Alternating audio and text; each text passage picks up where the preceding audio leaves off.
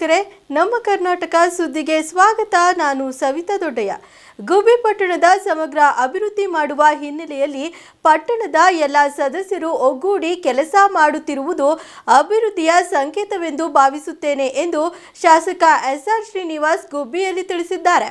ಗುಬ್ಬಿ ಪಟ್ಟಣ ಪಂಚಾಯಿತಿಯಲ್ಲಿ ಅಧ್ಯಕ್ಷ ಹಾಗೂ ಉಪಾಧ್ಯಕ್ಷರ ಸ್ಥಾನ ತೆರವಾಗಿದ್ದ ಹಿನ್ನೆಲೆ ಚುನಾವಣೆ ನಡೆದು ನೂತನ ಅಧ್ಯಕ್ಷರಾಗಿ ತಾಸೀನ್ ಹಾಗೂ ಉಪಾಧ್ಯಕ್ಷರಾಗಿ ಶ್ವೇತಾ ಅವಿರೋಧವಾಗಿ ಆಯ್ಕೆಯಾದರು. ಈ ಸಂದರ್ಭದಲ್ಲಿ ಮಾತನಾಡಿದ ಶಾಸಕ ಎಸ್ಆರ್ ಶ್ರೀನಿವಾಸ್ ಅವರು, ಸಾಮಾಜಿಕ ನ್ಯಾಯದ ಅಡಿಯಲ್ಲಿ ಜನಪ್ರತಿನಿಧಿಗಳನ್ನ ಮಾಡುತ್ತಿರುವುದಕ್ಕೆ ನನಗೆ ಸಂತೋಷವಿದೆ. ಎಲ್ಲರೂ ಒಗ್ಗೂಡಿ ಪಟ್ಟಣದ ಅಭಿವೃದ್ಧಿಯನ್ನ ಮಾಡುವಂತೆ ಕರೆ ನೀಡಿದ್ದೇನೆ. ಯುಜಿಡಿ ಕಾಮಗಾರಿ ಪ್ರಗತಿಯ ಹಂತದಲ್ಲಿದ್ದು ಪಟ್ಟಣದ ಸಮಗ್ರ ಅಭಿವೃದ್ಧಿ ಅನುದಾನ ಸಹ ಇದೆ. ಇನ್ನು ಪೌರ ಕಾರ್ಮಿಕರಿಗೆ ಈಗಾಗಲೇ ನಿವೇಶನಗಳನ್ನ ನೀಡಿದ್ದು ಮುಂದಿನ ದಿನಗಳಲ್ಲಿ ಅವರಿಗೆ ಗೃಹ ನಿರ್ಮಾಣ ಮಾಡಲು ಸಹ ಯೋಜನೆಯನ್ನ ಮಾಡಲಾಗುತ್ತದೆ ಎಂದು ತಿಳಿಸಿದರು. ಈ ಸಂದರ್ಭದಲ್ಲಿ ಮಾಜಿ ಜಿಲ್ಲಾ ಪಂಚಾಯತ್ ಸದಸ್ಯ ಜಗನ್ನಾಥ್, ಪಟ್ಟಣ ಪಂಚಾಯಿತಿ ಎಲ್ಲಾ ಸದಸ್ಯರು, ಚುನಾವಣಾಧಿಕಾರಿ ತಹಶೀಲ್ದಾರ್ ಬಿ ಆರತಿ, ಮುಖ್ಯ ಅಧಿಕಾರಿ ಮಂಜುಳಾ ಸೇರಿದಂತೆ ಅಭಿಮಾನಿಗಳು ಪಟಾಕಿ ಸಿಡಿಸಿ ಸಿಹಿ ಹಂಚಿ ಸಂಭ್ರಮಿಸಿದರು.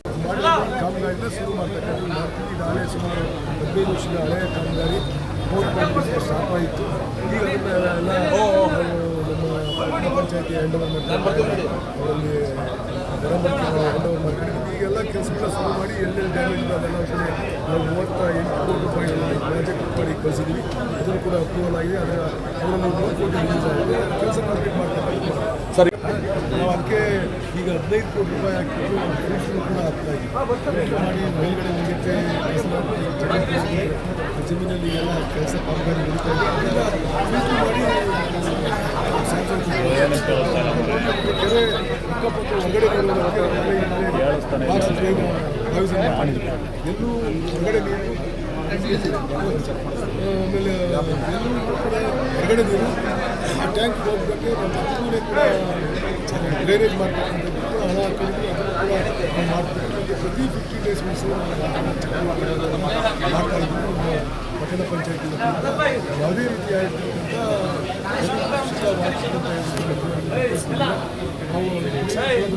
ಚೆಕ್ ಮಾಡಿ ಅವ್ರಿಗೆ ಕಡಿಮೆ ಸಾರ್ವಜನಿಕರು ಕೊಡ್ತಾರೆ.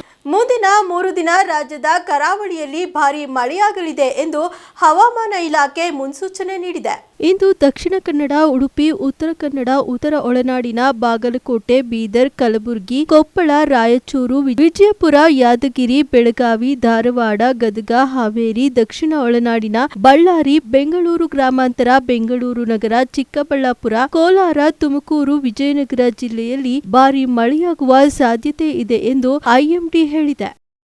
ಆಂಧ್ರಪ್ರದೇಶದ ಅನಂತಪುರ ರೈಲ್ವೆ ನಿಲ್ದಾಣದಲ್ಲಿ ಇಂದು ಕೇಂದ್ರ ರೈಲ್ವೆ ಸಚಿವ ವಿ ಸೋಮಣ್ಣನವರು ಅನಂತಪುರ ಲೋಕಸಭಾ ಕ್ಷೇತ್ರದ ಸಂಸದರಾದ ಅಂಬಿಕಾ ಲಕ್ಷ್ಮೀನಾರಾಯಣ್ ಅವರೊಂದಿಗೆ ಮಾಧ್ಯಮಗೋಷ್ಠಿ ನಡೆಸಿ ರೈಲ್ವೆ ಕಾಮಗಾರಿ ಪರಿಶೀಲಿಸಿದರು. ಆಂಧ್ರಪ್ರದೇಶದ ಅನಂತಪುರ ರೈಲ್ವೆ ನಿಲ್ದಾಣದಲ್ಲಿ ಇಂದು ಕೇಂದ್ರ ರೈಲ್ವೆ ಮತ್ತು ಜಲಶಕ್ತಿ ಸಚಿವ ವಿ ಸೋಮಣ್ಣನವರು ಅನಂತಪುರ ಲೋಕಸಭಾ ಕ್ಷೇತ್ರದ ಸಂಸದರಾದ ಶ್ರೀ ಅಂಬಿಕಾ ಲಕ್ಷ್ಮೀನಾರಾಯಣ್ ಅವರೊಂದಿಗೆ ಮಾಧ್ಯಮಗೋಷ್ಠಿ ನಡೆಸಿ ರೈಲ್ವೆ ಕಾಮಗಾರಿಯನ್ನ ಪರಿಶೀಲನೆ ನಡೆಸಿದರು.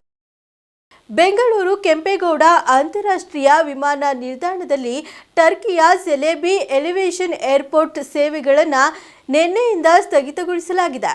ಆಪರೇಷನ್ ಸಿಂಧೂರ್ ಕಾರ್ಯಾಚರಣೆ ವೇಳೆ ಪಾಕಿಸ್ತಾನಕ್ಕೆ ಟರ್ಕಿ ಬೆಂಬಲ ನೀಡಿದ ಹಿನ್ನೆಲೆ ಭಾರತಾದ್ಯಂತ ಬಾಯ್ಕಾಟ್ ಟರ್ಕಿ ಅಭಿಯಾನ ಆರಂಭಿಸಿದ್ದು, ಇದೀಗ ಟರ್ಕಿಗೆ ಬಿಗ್ ಶಾಕ್ ನೀಡಿದೆ ಬೆಂಗಳೂರು ವಿಮಾನ ನಿಲ್ದಾಣ. ಟರ್ಕಿಯ ಸೆಲೆಬಿ ಏವಿಯೇಷನ್ ಏರ್ಪೋರ್ಟ್ ಸೇವೆಗಳನ್ನ ನಿನ್ನೆಯಿಂದ ಸ್ಥಗಿತಗೊಳಿಸಿದೆ. ಕೇಂದ್ರ ಸರ್ಕಾರದ ಆದೇಶದ ಬೆನ್ನಲ್ಲೇ ಈ ಕ್ರಮ ಕೈಗೊಳ್ಳಲಾಗಿದೆ. ಈ ವಿಮಾನ ನಿಲ್ದಾಣದಲ್ಲಿ ಪ್ರತಿನಿತ್ಯ 15 ಅಂತಾರಾಷ್ಟ್ರೀಯ ವಿಮಾನಗಳು ಹಾಗೂ ಕಾರ್ಗೋ ವಿಮಾನಗಳನ್ನ ಸೆಲೆಬಿ ಏವಿಯೇಷನ್ ನಿರ್ವಹಣೆ ಮಾಡುತ್ತಿತ್ತು. ಅವುಗಳನ್ನ ನಿನ್ನೆ ರಾತ್ರಿಯಿಂದಲೇ ಬೇರೆ ಏರ್ ಸರ್ವಿಸಸ್ ಕಂಪನಿಗಳ ಮೂಲಕ ನಿರ್ವಹಣೆ ಮಾಡಲಾಗುತ್ತಿದೆ.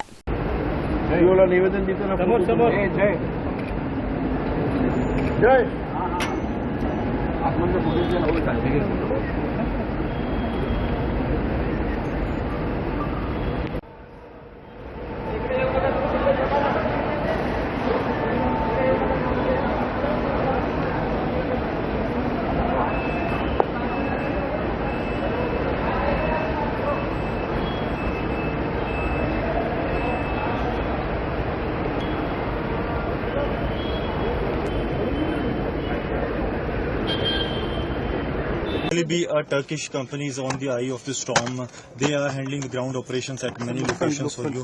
Will you be also be taking the action against them also, because many of the cases were also found against them, including DRI? This is a security aspect, and we are talking with the security agencies also, and it is there in the notice of us, and we'll see what decision needs to be taken. Already there are many trade organizations and many organizations, we are that have aware, boycotted Turkey. So we what are about aware of Sicily? whatever it is happening, and we will take a decision in the interest of the nation, and we are talking with the necessary people internally also with the security agencies, and we'll take the necessary decision. Thank you. ಪಾಕಿಸ್ತಾನಕ್ಕೆ ಬೆಂಬಲ ನೀಡಿದ್ದಕ್ಕಾಗಿ Turkey boycott ಎದುರಿಸುತ್ತಿದೆ.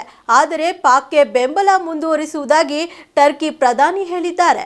ಭಾರತದಿಂದ ನೆರವು ಪಡೆದಿದ್ದರೂ Turkey ಪಾಕಿಸ್ತಾನದ ಪರ ನಿಂತಿದೆ. ನಮ್ಮ ದೇಶ ಒಳ್ಳೆಯ ಮತ್ತು ಕೆಟ್ಟದ್ದು ಎರಡೂ ಸಂದರ್ಭದಲ್ಲಿಯೂ ಪಾಕಿಸ್ತಾನ ಪರ ನಿಲ್ಲಲಿದೆ ಎಂದು ಪಾಕ್ ಪ್ರಧಾನಿ ಶಹಬಾಜ್ಗೆ ಟರ್ಕಿ ಪ್ರಧಾನಿ ಎರ್ಡೋಗಾನ್ ಭರವಸೆ ನೀಡಿದ್ದಾರೆ. ಜೊತೆಗೆ ಟರ್ಕಿ ಪಾಕ್ ಸ್ನೇಹ ಹೀಗೆ ಇರಲಿ ಎಂದು ಜಾಲತಾಣದಲ್ಲಿ ಅವರು ಬರೆದುಕೊಂಡಿದ್ದಾರೆ.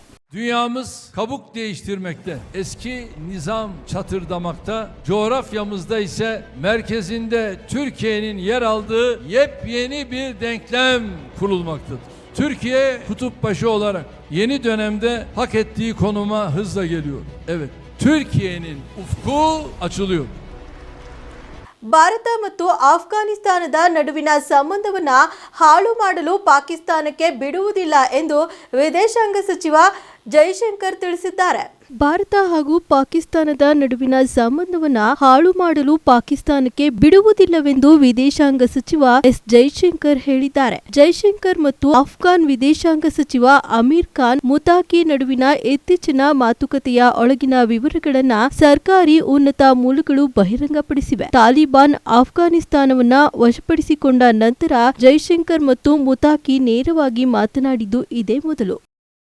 ಭಾರತದೊಂದಿಗೆ ಶಾಂತಿ ಮಾತುಕತೆಗೆ ಸಿದ್ಧರಿದ್ದೇವೆ ಎಂದು ಪಾಕ್ ಪ್ರಧಾನಿ ಶಹಬಾಜ್ ಶರೀಫ್ ಹೇಳಿದ್ದಾರೆ. ಪಂಜಾಬ್ ಪ್ರಾಂತ್ಯದ ಕಾಮ್ರಾ ವಾಯುನೆಲೆಗೆ ಭೇಟಿ ನೀಡಿದ್ದ ಅವರು ಅಧಿಕಾರಿಗಳು ಮತ್ತು ಸೈನಿಕರ ಜೊತೆ ಚರ್ಚೆ ನಡೆಸಿದರು. ಈ ವೇಳೆ ಭಾರತದೊಂದಿಗಿನ ಮಾತುಕತೆಯ ಬಗ್ಗೆ ಪ್ರಸ್ತಾಪಿಸಿದ್ದಾರೆ. ಪ್ರಧಾನಿ ಶಹಬಾಜ್ ಜೊತೆ ಉಪ ಪ್ರಧಾನಿ ಇಶಾಕ್ ದಾರ್, ರಕ್ಷಣಾ ಸಚಿವ ಖವಾಜಾ ಆಸಿಫ್, ಸೇನಾ ಮುಖ್ಯಸ್ಥ ಜನರಲ್ ಅಸೀಂ ಮುನೀರ್, ವಾಯುಪಡೆ ಮುಖ್ಯಸ್ಥ ಜಹೀರ್ ಅಹಮದ್ ಬಾಬರ್ ಸಿದು ವಾಯುನೆಲೆಗೆ ಭೇಟಿ ನೀಡಿದ್ದರು. 4 ದಿನಗಳ ಕಾಲ ತೀವ್ರ ಗಡಿಯಾಚೆಗಿನ ಡ್ರೋನ್ ಮತ್ತು ಕ್ಷಿಪಣಿ ದಾಳಿಯ ಬಳಿಕ ಪರಸ್ಪರ ಸಂಘರ್ಷ ಕೊನೆಗೊಳಿಸಲು ಮೇ 10ರಂದು ಭಾರತ ಮತ್ತು ಪಾಕಿಸ್ತಾನಗಳು ಒಪ್ಪಿದ್ದವು. ಅದಾದ ನಂತರವೂ 2ನೇ ಬಾರಿಗೆ ವಾಯುನೆಲೆಯೊಂದಕ್ಕೆ ಪಾಕ್ ಪ್ರಧಾನಿ ಭೇಟಿ ಕೊಟ್ಟಿದ್ದಾರೆ. ಬುಧವಾರ ಸಿಯಾಲ್ಕೋಟ್ನ ಪಸ್ರೂರ್ ಕಂಟೋನ್ಮೆಂಟ್ಗೆ ಪ್ರಧಾನಿ ಶಹಬಾಜ್ ಭೇಟಿ ನೀಡಿ ಸೈನಿಕರೊಂದಿಗೆ ಮಾತುಕತೆ ನಡೆಸಿದರು. आज मैं यहाँ पर ये भी एक वाशगाफ अल्फाज में ये कहना चाहता हूँ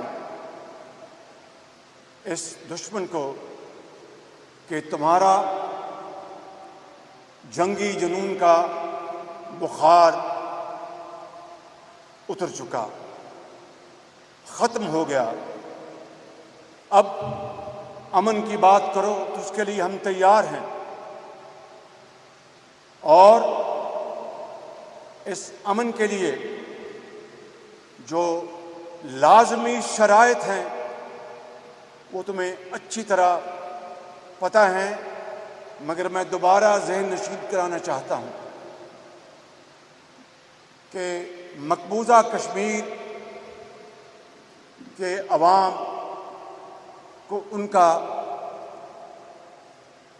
हक के खुद इरादियत का अक़वाम मुत्तहिदा की करारदादों के मुताबिक उनको देना होगा. और वादी कश्मीर में जो कश्मीरियों का लहू उससे सुर्ख हो चुकी है, वो तहरीक आज भी जिंदा है. ಎಷ್ಟಿತ್ತು ಈ ಹೊತ್ತಿನ ಸುದ್ದಿ ಮತ್ತು ಮನೋರಂಜನೆಗಾಗಿ ನೋಡ್ತಾ ಇರಿ ನಮ್ಮ ಕರ್ನಾಟಕ ಟಿವಿ, ಇದು ಕನ್ನಡಿಗರ ಭರವಸೆ.